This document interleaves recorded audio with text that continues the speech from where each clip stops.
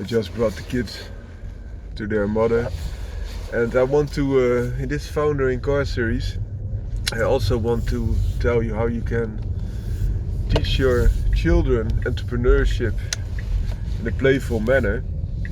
And of course you could do the cash flow quadrant, but it's a little bit higher in the concept phase that you have to think about. Whereas there's a very accessible, easier alternative that can also show the children the essentials, and that's called Monopoly. So the essential that you want to transfer to your children is that there's one thing, a rat race, and you have to escape that rat race. And of course, in the cash flow quadrant game by Kiyosaki, this is essential of the game, whereas in Monopoly it's often that you have to win and to beat all the other players by having the most assets, and also especially if the other players are not able to pay you anymore. Okay, to just start with Monopoly. Normally you have a board, and once you pass an entire round you get 200 euros, for example, in our edition. But you could have another edition, it doesn't matter that much, but you get a certain amount for each round. But there are also risks. For example, there are places on the map, the card, boards, so to say, where you have to pay 200 euros as taxes, or another pay 100. You have chance and more of a general cards that you can pick, and it can also give you money, but also mean that you have to pay, or you get taxed or something like that.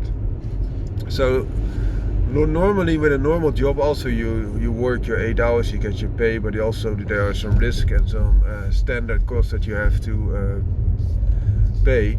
Whereas your environment is changing all the time. For example, your rent is getting higher, etc. Costs of living are also getting higher. So how to cope with that?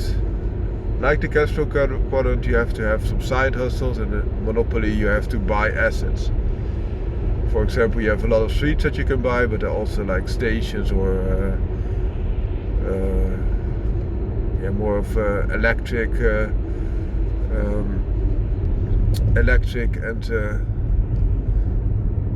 and water solutions, for example, that can also give you. So those electricity and water, they're only two, and if you get them both, you get 10 times the dice that are that you throw, or the opponent throws when they hit those spots. And if you only have one, you get 4 times. Then you have those stations or flight commercials, and then you get 25 if you have one on each of them, 50 if you have 2, and 100 if you have 3. So it's doubled every time. And if you have all 4, you get the 200s when they come on each of those things.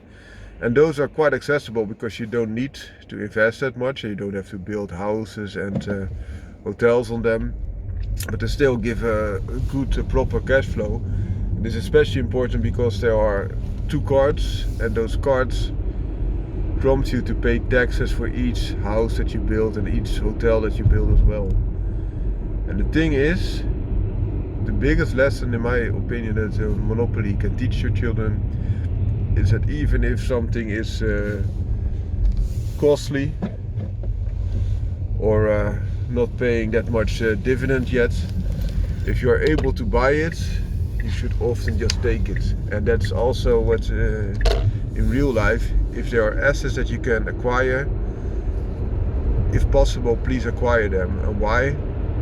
Because if you don't acquire them, you don't get those returns. Also, if you have a street, of course you can build houses and a total street and hotels, but also the normal rent is doubled already, instead of if you only have one.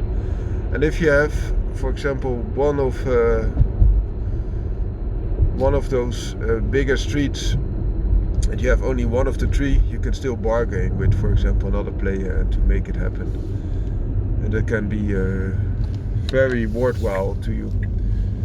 And if you do so, then you have access to your assets, and your assets will also pay the bills that you have to pay on other players, and perhaps you will win.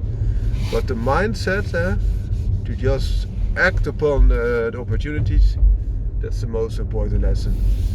And of course it cannot tip its head to the cash flow quadrant for the complete overview, especially if you want to go real estate or something like that. But I think it's a very accessible entry also for children, and they like it. And be aware that if something is accessible, you can easier play it with a bigger group. You can also easier play it without children or yourself thinking, how much do I have to invest in just understanding the concept. Especially if your children are young, this is an important thing to address. Well, I hope you liked this video. Have a great day and keep on hustling. Bye bye.